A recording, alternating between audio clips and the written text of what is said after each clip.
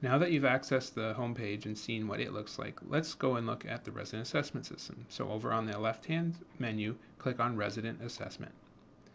This page will load. You'll see that it looks the same as the previous page, except for now you're looking at the resident assessment system. So there's three main areas to look at when you're looking at this.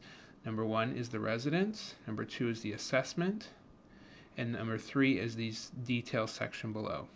Let's start back at the residence here. So this area of residence lists the residents that you are the supervisor for. If I click on this little down arrow, you'll see that there's two residents listed here. These are the residents that I, as the faculty member, am the supervisor for, or faculty advisor.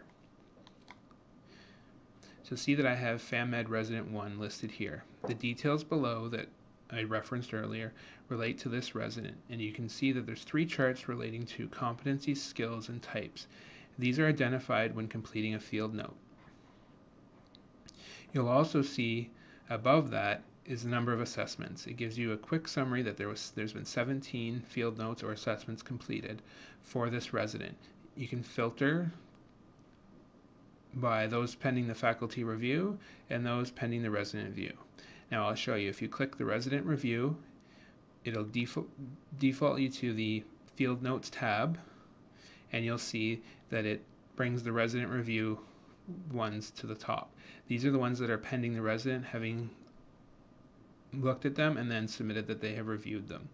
Each one of these categories that you see across the top can be sorted. You can also use the search function if you're looking for something specifically. In the column that's by, this is who initiated the field note. So if it has an F, that means faculty. If it has an R, you're going to look and see that that means resident.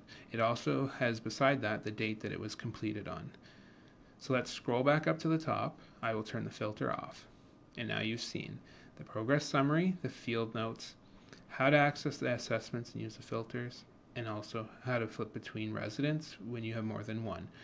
And I will demonstrate that by clicking on the FAMED Resident 2, and you'll see that it takes me to the details, and there's only been one assessment filled out for that resident.